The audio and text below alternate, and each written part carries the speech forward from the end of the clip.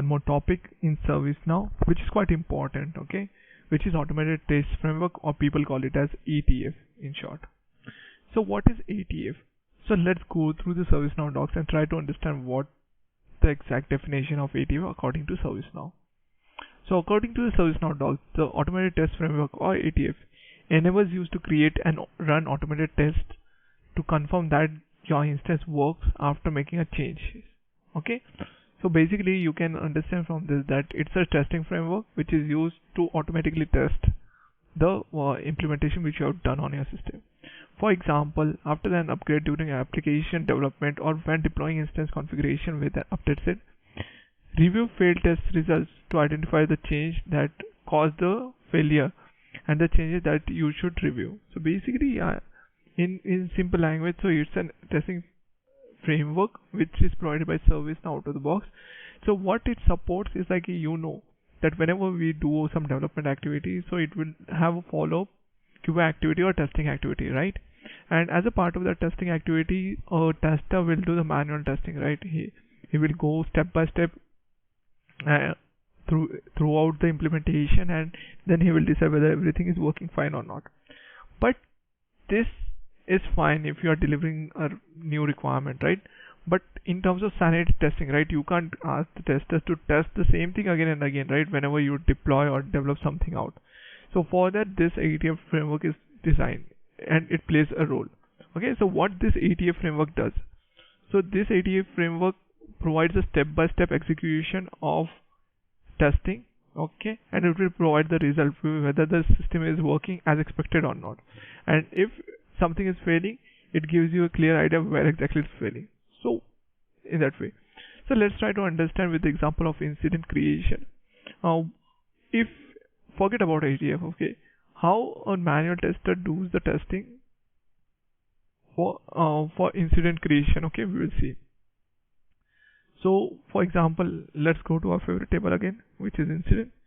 So if I go to incident.do, okay, so I will open the incident form. The tester will open, first of all, he will impersonate with ITL role. Okay, ITL user role. Right now it's system administrator, but in the similar way he will impersonate with ITL role. Then he will come to the incident form, he will open the form, and then he will see what all fields are mandatory. So you can see over here, caller is mandatory, short description is mandatory. Okay, rest of the fields are empty, right? So what he will do after that, he will try to fill the mandatory fields. Okay, I will give the short description like the normal test case. Okay, and he will try to submit it out. Okay, save, and it will create a new incident. Okay, now you want to do the same activity through the ATF. Okay, so that you don't have to ask the testers to do the same thing again and again. Okay, whenever you deploy the thing, if you want to do the sanity testing every time, you can simply within one click you can execute whether this particular thing has working as expected or not. Okay, so what? So now how to for that, just navigate to Automated Test Framework. Automated Test Framework. Okay, so in Automated Test Framework, this is a application, you can say, and under that you can see a multiple modules, right? So you simply go to the test, and now we will create each and every the step which I have shown you, right? We'll try to replicate the same in the ATF format. Okay, so I will create a new test. Let's give it a name as demo incident creation. Okay, okay, demo incident creation. I will make it active. Okay, we'll give description like this is an ATF to test incident creation. Okay, and I will save it out. Okay, now just try to memorize. So this is the interface for the test. Okay, So now try to memorize the things. Okay, what are steps we need to do? So the first step will be like we have to impersonate with the user having an ITL role, because tester basically will have ITL role and the users will also have the ITL role. So the first and the foremost thing is like we will impersonate with the ITL role. How to do that? And we will not use the system. We will not use the user which are already existing system. Let's create a new user itself. So you have to simply in the tabs over here, test result and mutually exclusive test, right? So you can go to the test tab and you can add a test tab. Okay. So I will go to add test tab, and there you can see under all steps, the first step is create a user. So I will click on create a user. I will do the next. Okay. And a new pop-up will arise. Okay. So the execution order will be like at what place this particular step should get executed. So this is the first step in our process, right? So it will be first active. It will show test is like for which this particular test step is a part of which test. Okay, the step it's a create configuration, and now you can give over here variables like what are, so I will give ATF and I will give ATF user. Okay, ATF user, and we want to give this particular user a role as ITL. In the similar way, you can see there is a group tab also. You can also assign a group to that particular user. So I'll give database user. So if you want to test certain thing out only for certain group user, you can create the user, and don't worry, after the execution of the test, that particular user will get auto vanished from the system. Okay, so I've given this. I will not, if you check this checkbox, it will create the user and impersonate with that user profile. Okay, but I want to show you how you can add the impersonate user step, so I will uncheck it out. Okay, so we can also give the name create ITL user. Okay, and I will submit it out. So this is the first step. Now we have created, and it should be visible over here. Yeah, it's there. So we have done with our first step, which is the creation of user. Now the second step will be like we have to impersonate with this user, right? This ITL role. So what you can do, you can again go to add step, and you can go and select the impersonate one. So now we want to impersonate with the user which we have created in the step first. Okay. So either you can select the user which is already defined in the system, or you can use the user from the previous step. So I'll use the user from the previous step. Okay, so how you can do that? You can see this cannonball, I will call it as cannonball kind of symbol, and if you click over there, this is the beauty of ATF. Okay, it's so easy now to use. Just it's not working for me.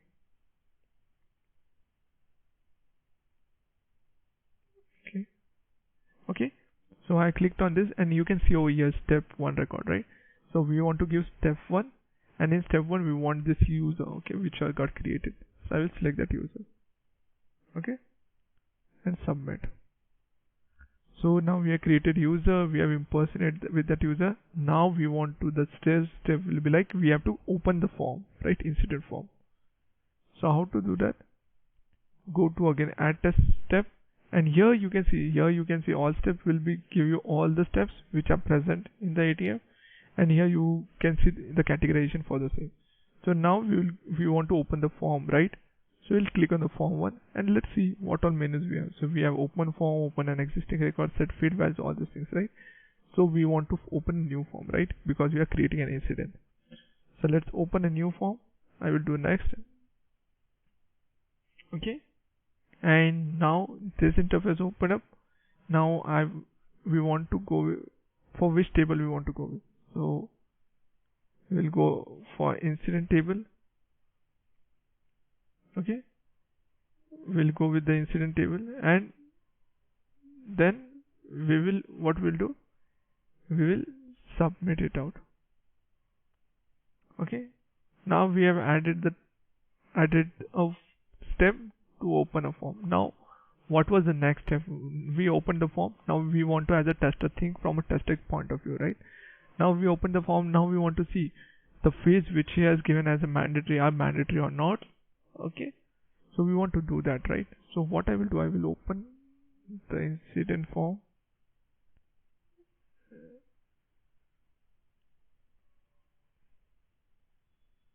Okay, so that we will get a clear idea of what exactly we are trying to do.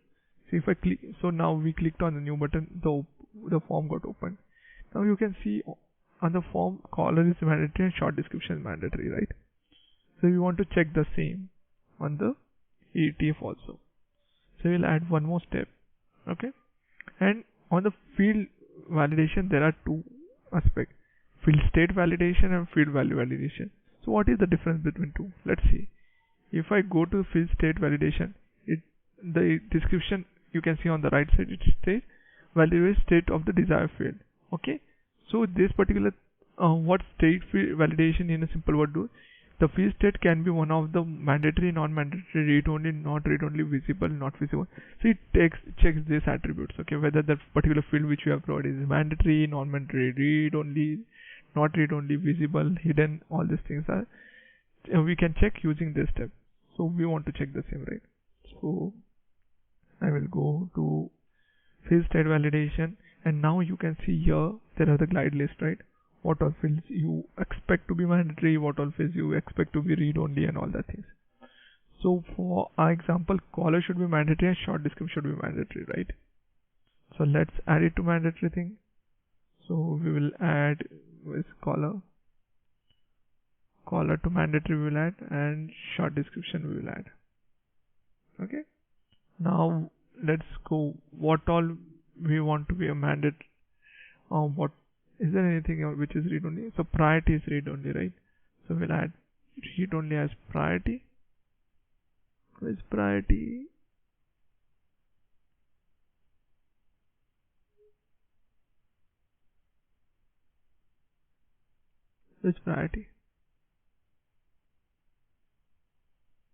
we got the priority over here. So priority should be read only. What else? Let's add some non-mandatory fields also. So what are configuration item is non-mandatory, reopen count is non-mandatory.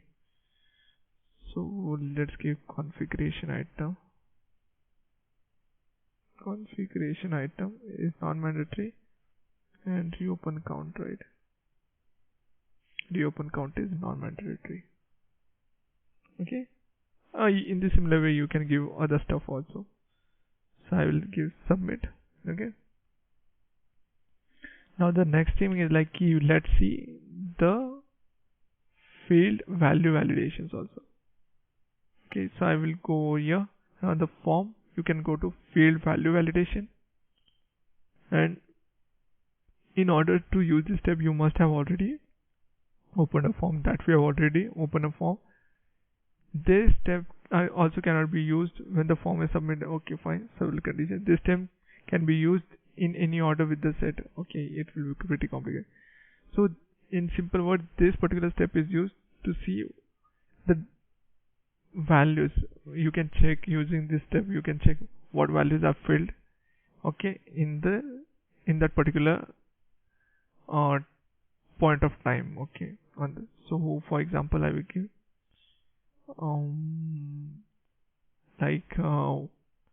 which field I want to check. For example, state will set to new whenever we create a new record, right? So we'll check that state is new. Okay, and what else we can check? State is new, and yeah, number is not empty. Okay, so number will get auto populated, right? So we can give that also. And number is not empty. So in this way, it's pretty easy to use ATF. Okay, trust me, and it's very, very powerful tool. Okay, I will show you how.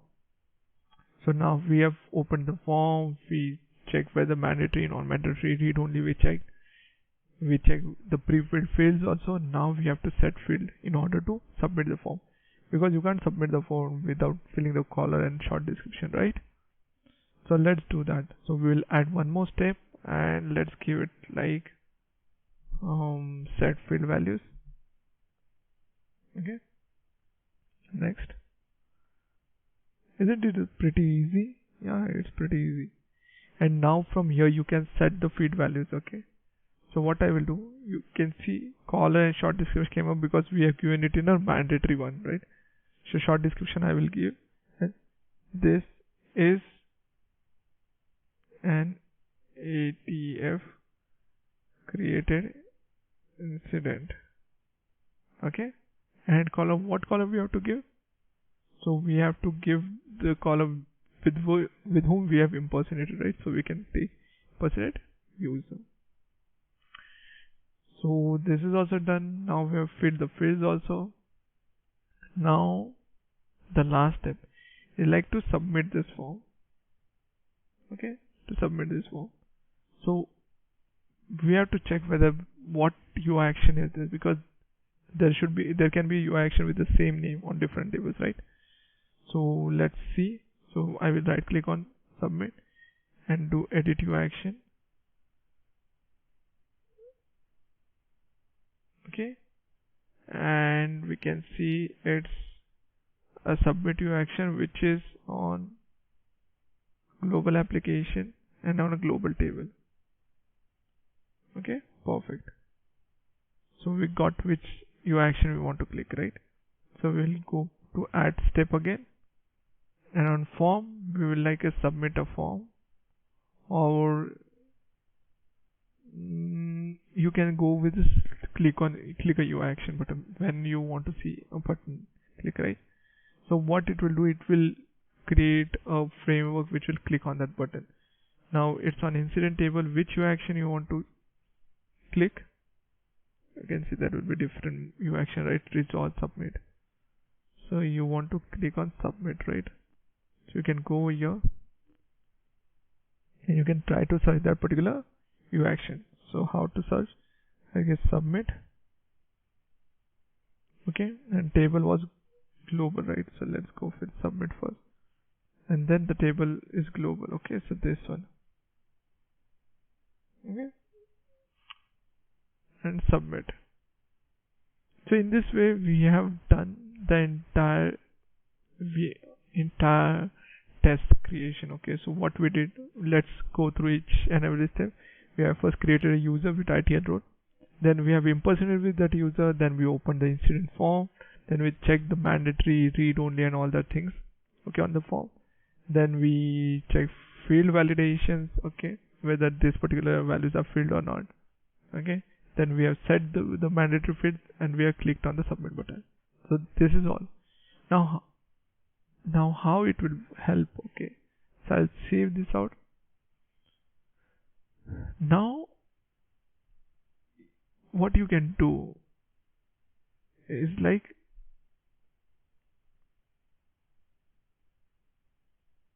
these are the templates, these are the things, right?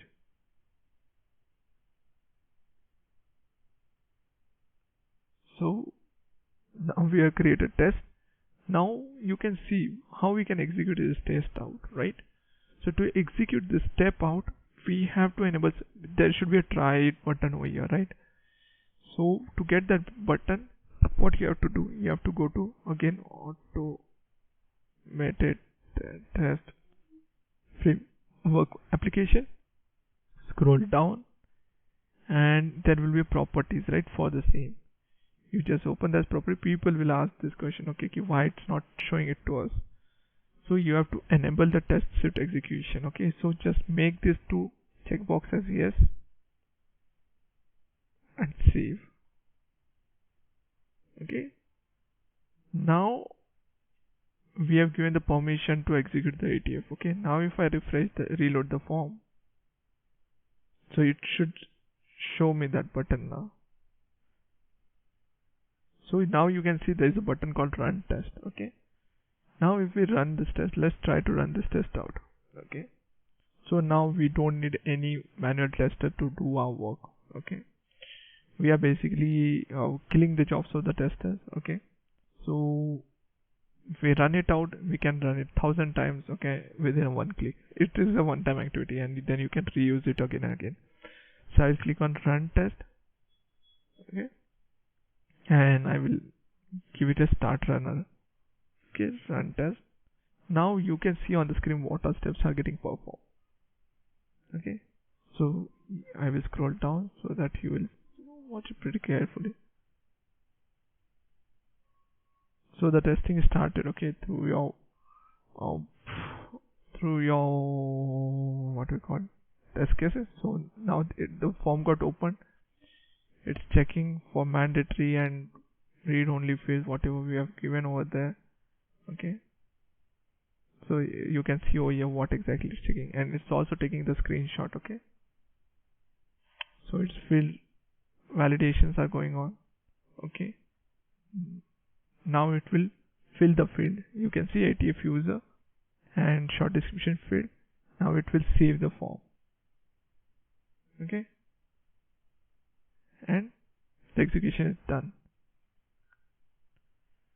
So in this way, the execution got completed. Okay. If I go back, so you can see the steps which got executed. So the last step, first of all, it will be like, it will do all the kind of activity, and then it will roll back. As a part of this rollback, it will delete all the records or all the records created during that ATF. So it will be pretty easy also. When the testers create the do the testing, the record will still there in the system, which is not a good practice, right? So that's why ATF, this is one more advantage on the ATF side. Okay. So now you can see, if I go over here, I will close this window out. If I go over test result now, okay, I can see it's success. Now let's screw it up. Okay, so what I will do, so that I will tell you, I can show you in this tutorial only how ATF helps you out in the development activity. So what for example, you consider you got some requirement or something is done on the system, okay, and previously it was mandatory, so you had a requirement to make short description not mandatory. Okay, so I will go to this particular step. Okay, state validation. For example, you have a requirement that as a part of that requirement you remove the mandatoriness for the short description. Means if something is wrong in the system, how it works. So if I remove the short description, okay, and update the step, or let's not do that way. Okay, I will mandatory, I will add short description. And with short description, if you let's consider you have a requirement that you want to make subcategory also mandatory. Okay, that's it. It was out of the box. Now let's see when something get deflected from the ATF point of view, how it works. So we have added subcategory as mandatory, but where is it's not mandatory on our form. Okay, now let's re-execute it out. So we close this out, run the test, run test again. So it's getting executed. Okay, so this got success, executing, and let's wait for the complete execution.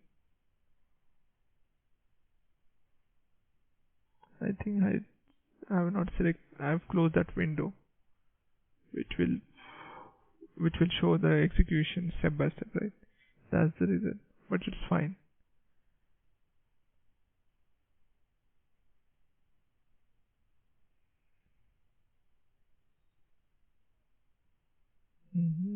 It's getting executed.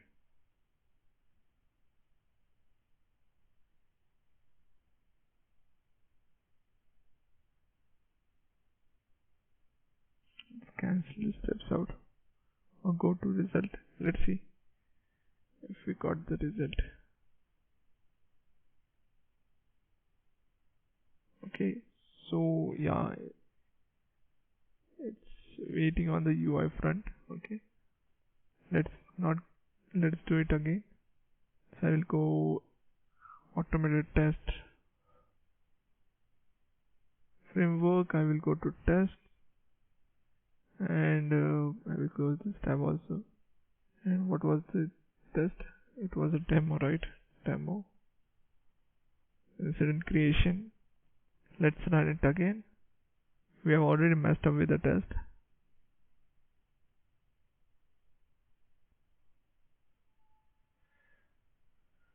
I think my system is slow. Okay, and it's asking the permission to run on Chrome window. So we will see the view test progress.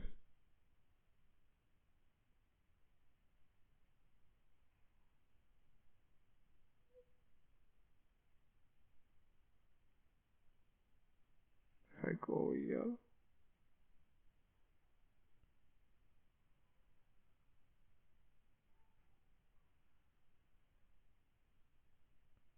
showing progress. It's taking time. So let's wait.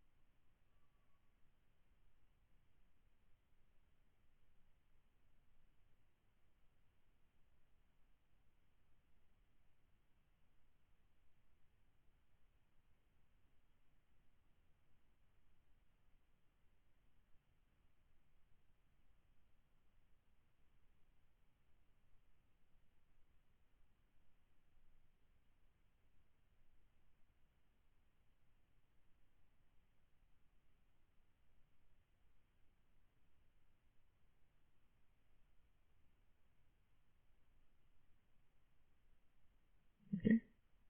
So it got stuck. Whenever you get stuck, right? What you have to do? You have to go to automated test framework, and there will be a module called all test runner. Okay. And here, what you can do, delete this existing step. Okay, and start from the scratch again. Okay, so I will again go to test. I will go to demo incident creation, and I will go to run test. And now it opened the browser, and now let's see what happens. So whenever you get stuck that way, right, you simply go and cancel the transaction. Wait for some time. If it's not working, so it starts executing step 1. So step 1 is done. Step 2 is doing. Here it may encounter a flaw, right, because we have seen that the subcategory is not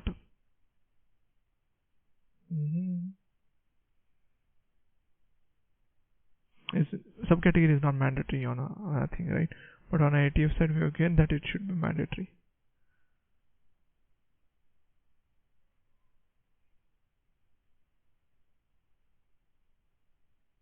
So it's doing running step field state validation.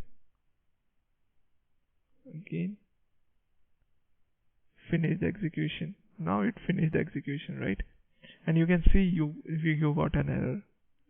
So we'll go to the test logs. Okay, there are 4 test logs, and you can see the failure one, right? Open the failure one,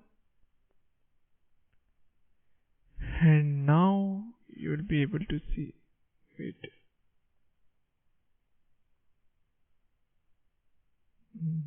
I opened the failure one.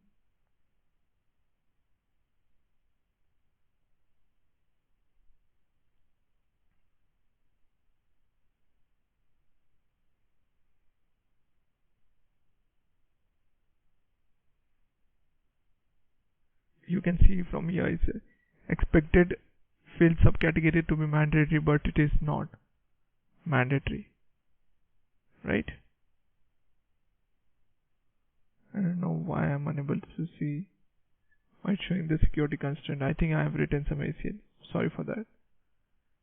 So in this way you will get the details, okay, where exactly it got failed. Okay, so this is how you create an ATF. Hope you understand what is ATF and what is the importance of ATF. Hope you like this video. Please like, follow, subscribe, okay, and stay with me in the journey of ServiceNow learning. Let's learn together, and please drop comments, because I'm paying like keen attention on your comments, because that's where I'm getting motivation to create another videos, right? So till then, stay happy, keep smiling, and have a nice day. Thank you.